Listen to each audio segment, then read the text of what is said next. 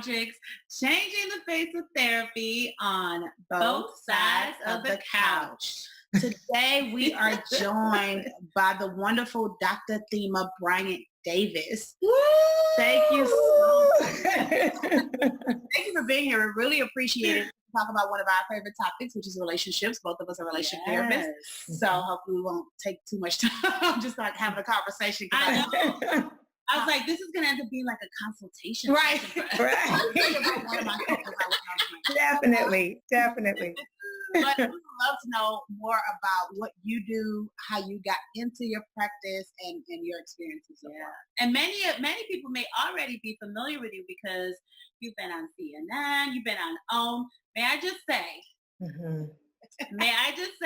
that I loved watching you on a Chad Loves Michelle. You gave such solid advice. I was like, yes, she is representing therapy, therapists in such an amazing light. So many people may already be familiar with you. Yes.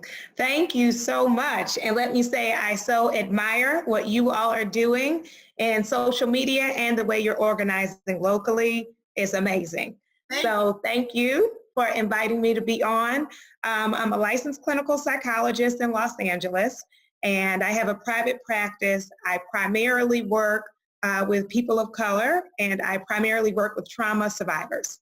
So my expertise, and that's also what I teach at Pepperdine University. I'm a professor. I teach multicultural psychology and trauma in diverse populations. So people recovering from child abuse, sexual assault, human trafficking, intimate partner violence, community violence, shootings, all of those dynamics, natural disasters, war, and really like to empower people to recognize that trauma affects us, but it doesn't define us, that we are more than what has been done to us. Right. And as it relates to relationships, I do both couples counseling and individual counseling.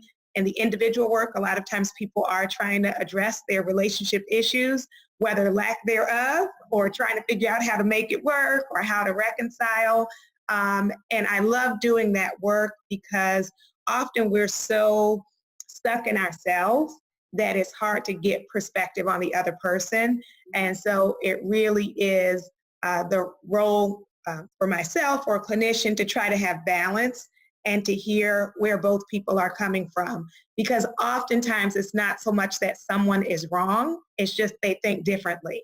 Right. So again, how do we find common ground? When you grew up differently, your assumptions are different, and you're just trying to make it work. Right. Such a good point. And I love that you do so much work with the trauma piece. Yes. That's so, I find that it's so often underestimated how much it can wreak havoc in our lives. Right. And a lot of people will say, I'm over it. And really what they mean is I try not to think about it. I distract myself. And one of the things I had to learn from my personal experience is that getting busy is not the same thing as healing, and often we don't recognize busyness as a symptom of lack of wholeness. Because in our society, people celebrate you for doing a million things, which can be a great cover. And even you can trick yourself and think I'm good.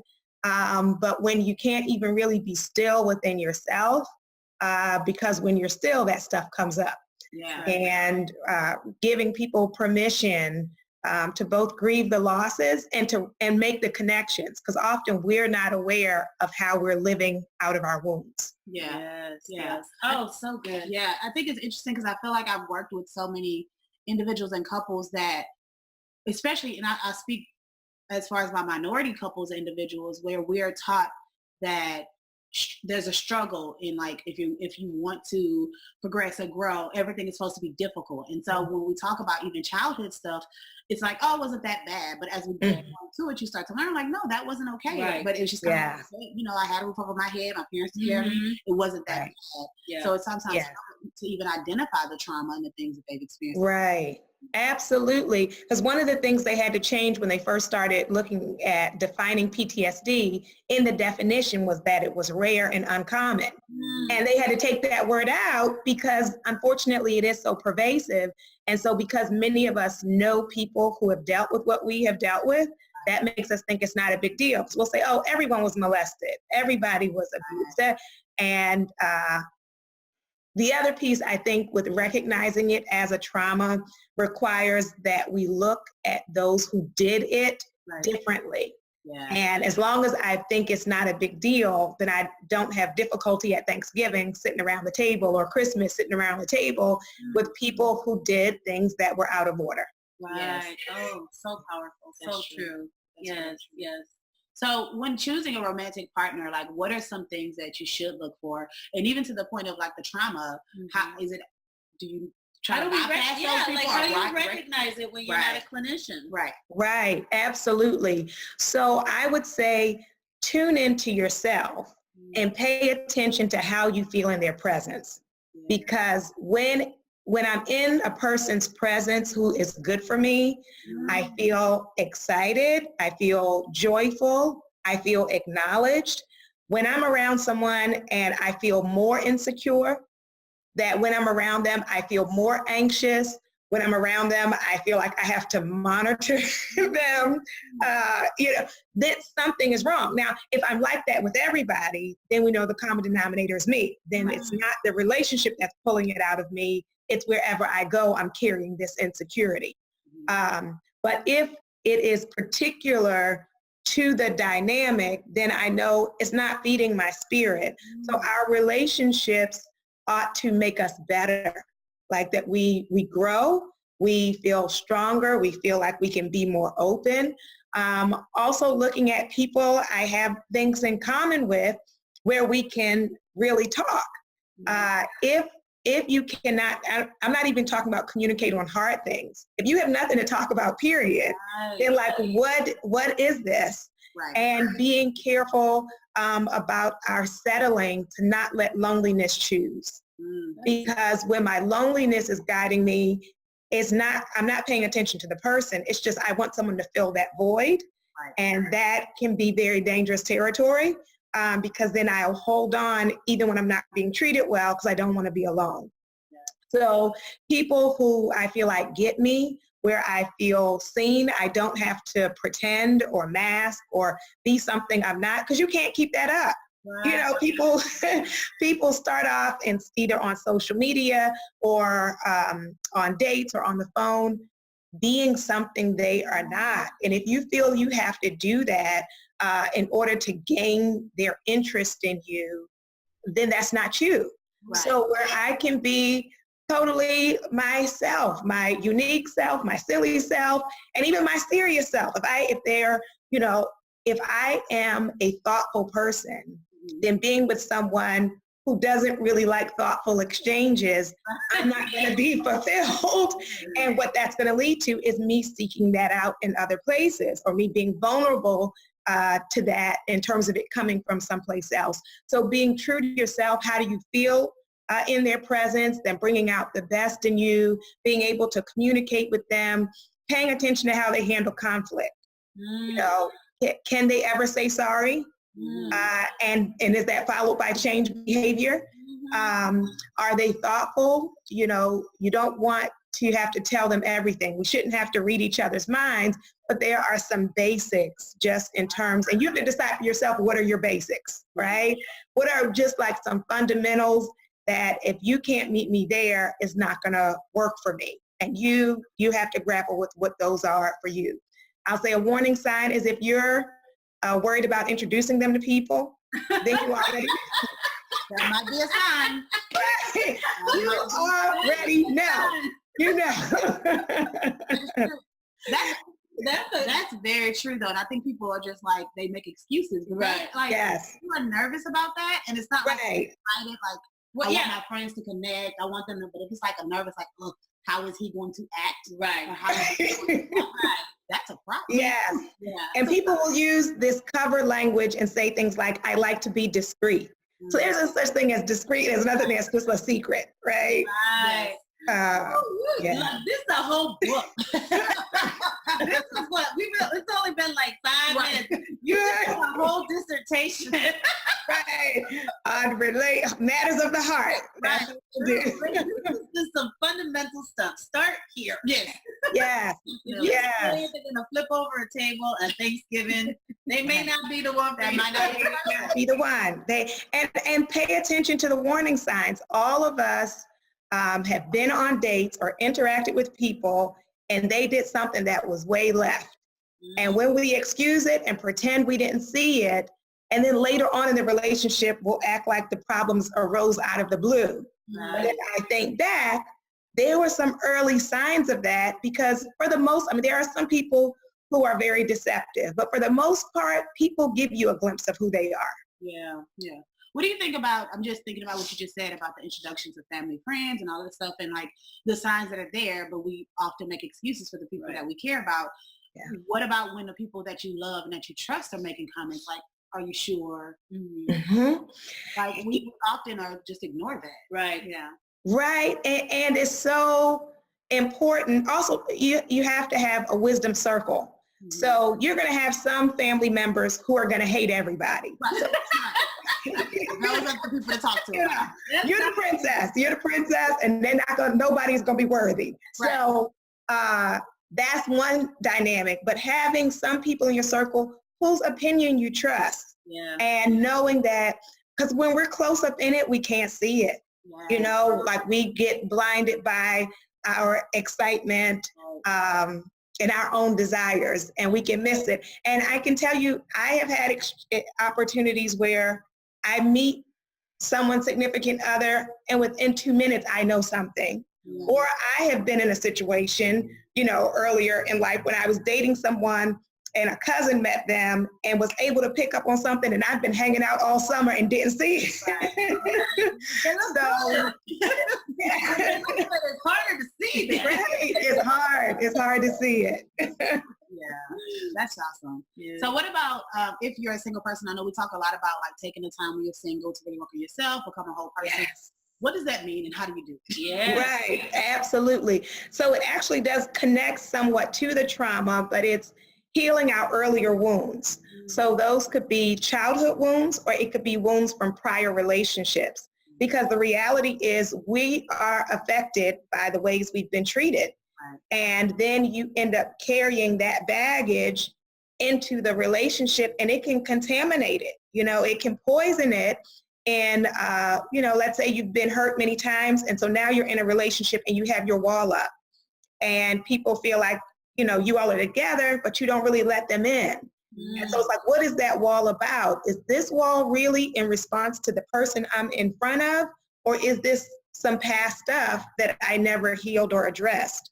Another one is around issues of intimacy, that, you know, when people have experienced violation and haven't healed from that, let me say, because a number of my clients are Christian, that some Christian clients use abstinence as a cover for unhealed trauma. So, you know, there's no repeat that, please. They don't want to do it. Yeah. So, you know, it's very easy to abstain when you don't want to do it. Right. And so then they end up in trouble when they're actually in a committed covenant relationship, and the reality shows up of like it is triggering for you to even be touched. Yeah. So those are things that have to be healed. That's awesome. So powerful. That is amazing. That's a great example. Right. That people don't expect. And I think sometimes people think, well, once I'm married, right, I'll be fine. Right? Like, because it'll just magically be wonderful, and you know, the skies will open and the birds will chirp. Yeah. Right. And it doesn't. And it right. Yeah. And I say, you know, just 3 quick pointers with that. You know, if that's someone's issue, you know, one of the first things I say is open your eyes. Right?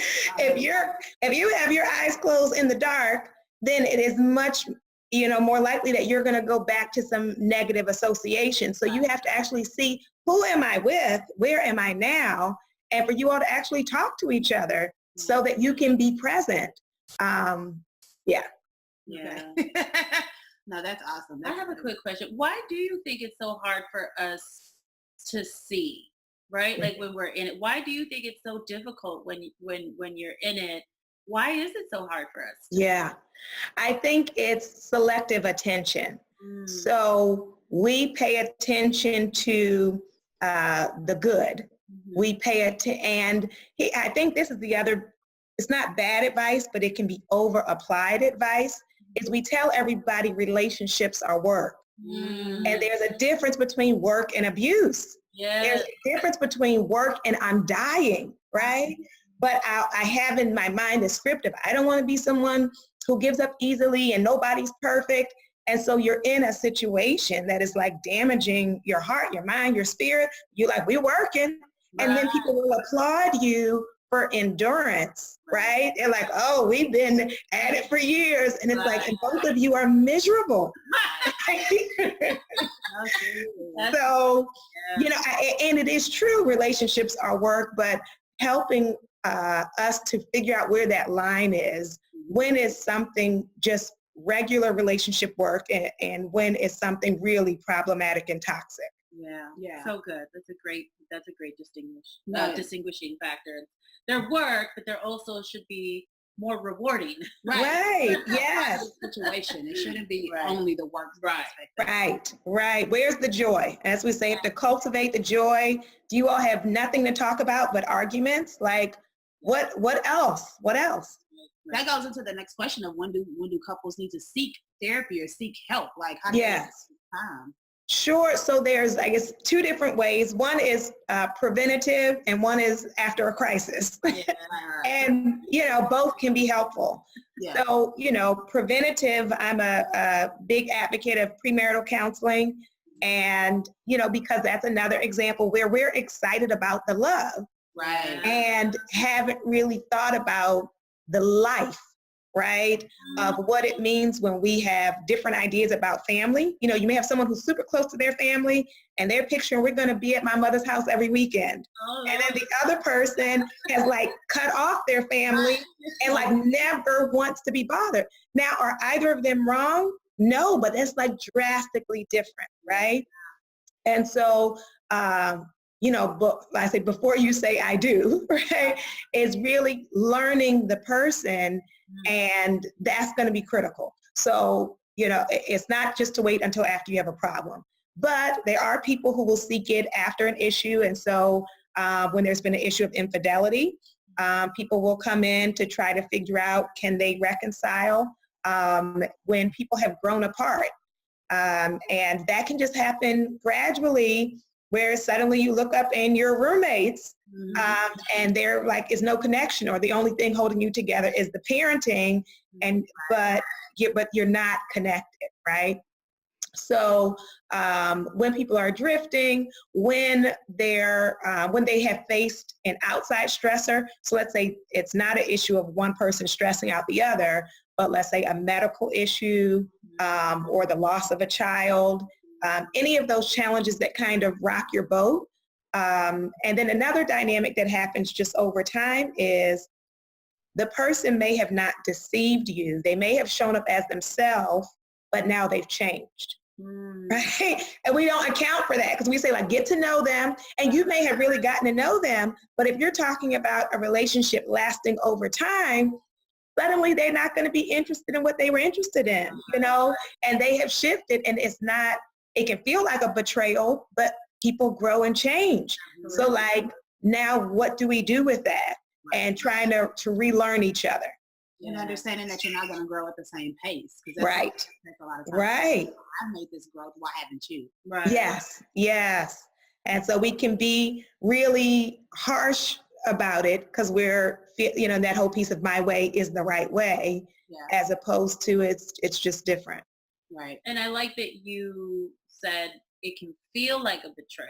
Yes. It's like, where'd the person go that I thought I was in this relationship with, you know?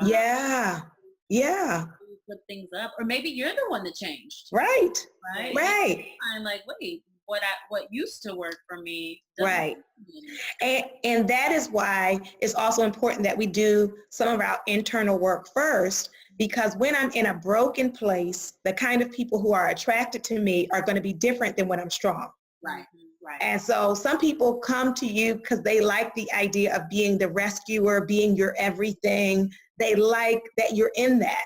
And so, a little bit later, and you have grown and now you have opinions, and now you have like dreams and goals, they may not like that person.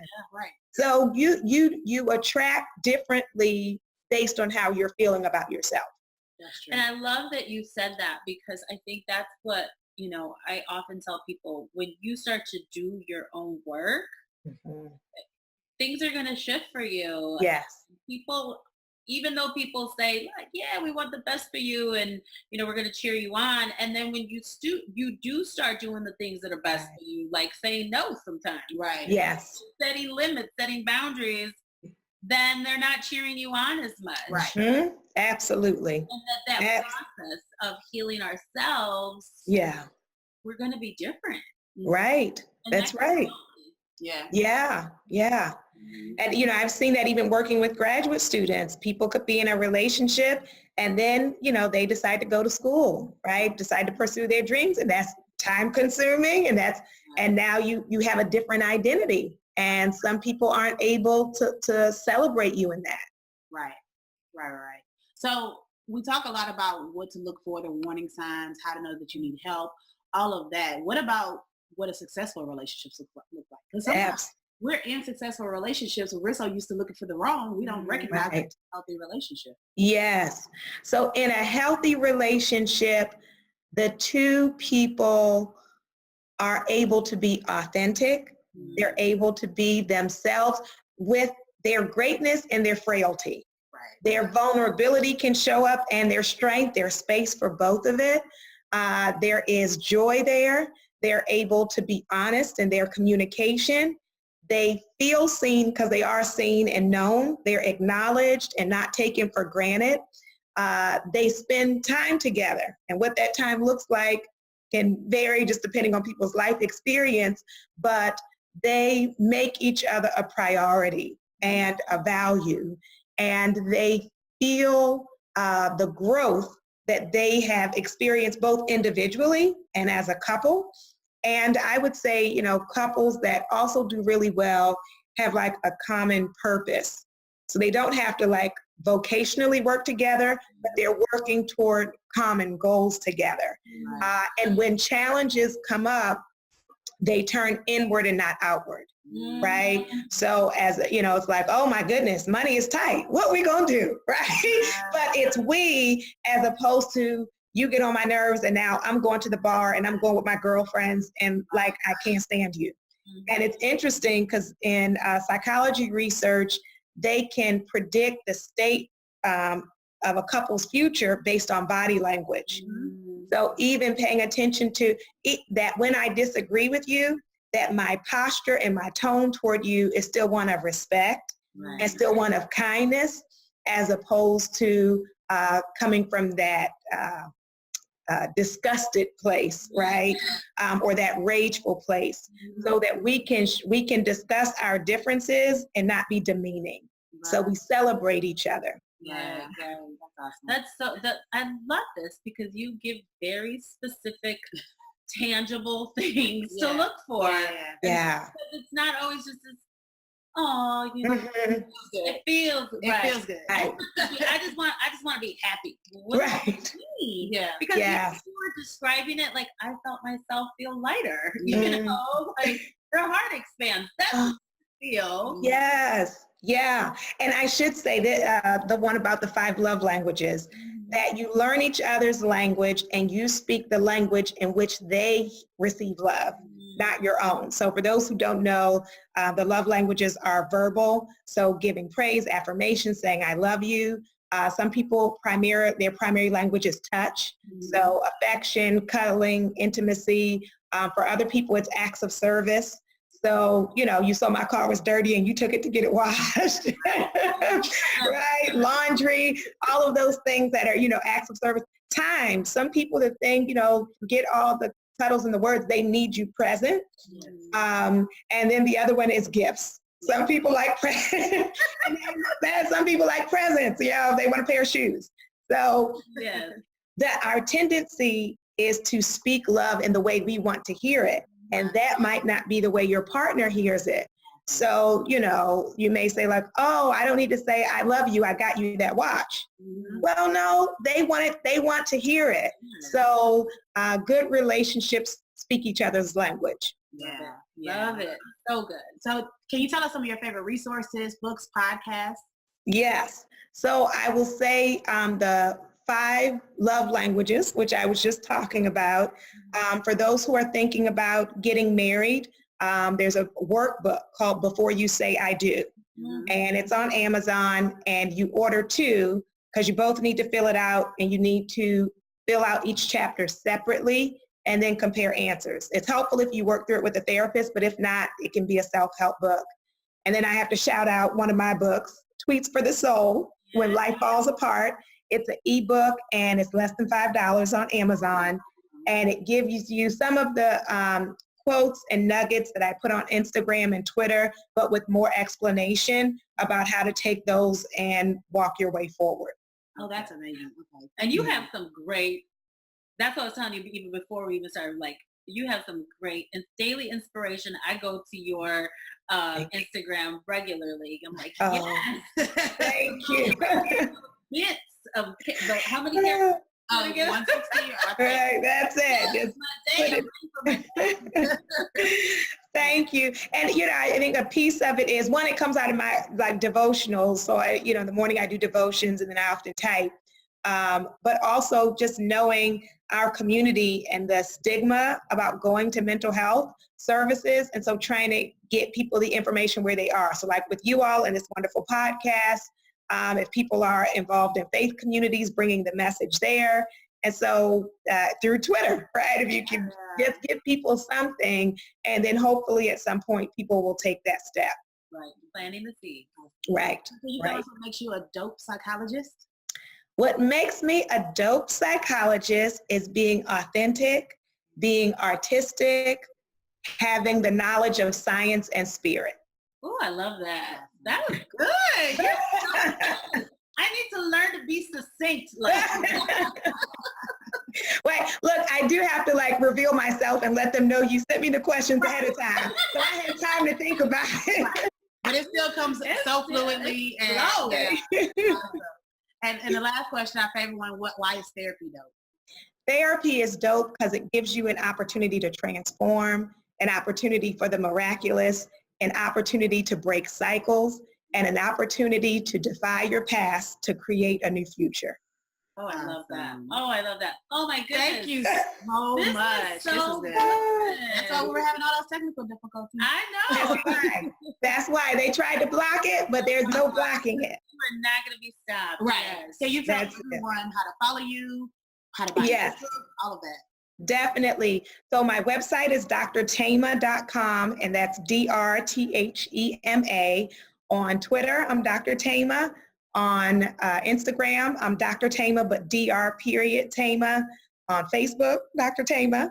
And I would love for you to follow me, to interact with me, to share with me. On Saturdays on Instagram, in my stories, I take questions. So if you have specific questions or issues, you can send them my way on a Saturday, and I try to respond to as many as I can. Perfect. Awesome. And they can get your book on Amazon. Yes. So there's Tweets for the Soul. There's also Thriving in the Wake of Trauma, a multicultural guide. And the end of each chapter in that book gives you exercises that you can do as you're working to heal from your past wounds. Awesome. And you have some speaking events you're coming up, don't you? I do. Let's see here. I'm like, where am I going to be? In April, these are listed on my website, but in April, I'll be in Dallas for the Christian Association of Psychologists Conference. I'm doing an address on integrating spirituality as you heal from trauma. In May, I will be in Atlanta. Bishop Vashti McKenzie is doing a women's conference, women's empowerment conference. And I want to say it's the 15th and 16th, but check on my site. And I'll be doing workshops there on how to be an empowered woman while still being in touch with your vulnerabilities. That we don't have to mask. We don't have to be super women. Yeah. We're super women, but we don't have to be super women. Sometimes you can take off your cape and just breathe, you know, and that you have nothing to prove, that you're worthy of stillness and silence. You're enough. Oh, I love it. Love it. Love it. Love it. Love it. Well, thank you again for joining us. Oh, thank you for having me. Of course. We so appreciate you. You can follow us at melaninandmentalhealth.com, Melanin and Mental Health across social media, Melanin Health on Twitter. Check us out. Oh, well, for the Instagram people, we are going to be here in Houston Thursday. Yes, tomorrow. We are going to be at the Ronin Art House. You have to have a ticket, though. Yes. Links in the bio. Mm-hmm. And we are going to be doing a Between Sessions podcast live. We are partnering up with One Little Parrot, which is a hair care product line that has a mental health initiative. And so we're really excited about that. Going to be at the Ronin Art House tomorrow. And don't forget to sign up for the directory. For a limited time. You can sign up for free. Yeah, so make sure you sign get regular inquiries. Yes. People wanting to know where therapists are in their area. This is your opportunity to get there, get listed, have people find you. Right. If you serve Black, Latinx communities, make sure you sign up for the directory. Yes. So that's it. Thank you so much. Later. We appreciate you. Enjoy. Thank you. Bye.